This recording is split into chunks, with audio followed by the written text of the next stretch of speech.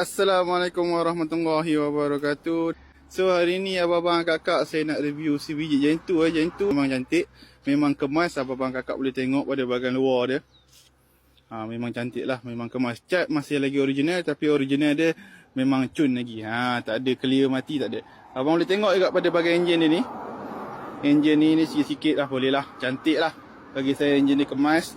Leaking tak ada bunyi apa-apa, tak ada. Kereta memang cun, tinggal bawa je. Dia punya ni pun original lagi. Kereta ni saya dah restore balik. Yang mana yang rosak semua saya dah tukar. Ada serba sedikit yang mana saya dah ganti. Macam ni saya dah restore balik. Enjin ni dia banyak lah yang saya dah buat dah. Semua saya dah check balik. Elemen apa semua. Semua masih lagi dalam keadaan original. Abang tengok rim pun rim standard lagi bang. Cermin tak ada pecah. Cermin cantik, cun mula cun. Abang boleh tengok. Bonet cun. Bombong pun cantik. Dalam macam baru. Saya tak tipu. Dalam memang macam baru. Boleh tengok dalam dia. Ni dalam dia. Dalam memang kemas sangat-sangat. Ini Gen2 Auto 1.6.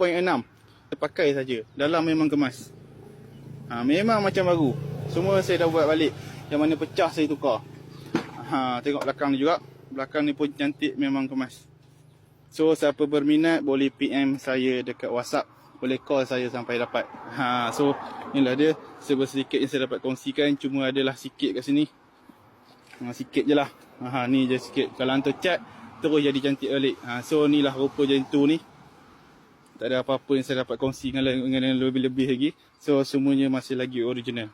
So siapa mencari kereta bajet murah bawah 6,000, saya ada ni Gen2.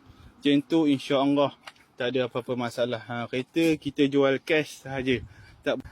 Itu saja untuk Gen2 ni. Siapa berminat boleh PM saya. Dapatkan saya sekarang juga. So siapa cepat dia dapat Gen2. PM sekarang. Nombor kat situ.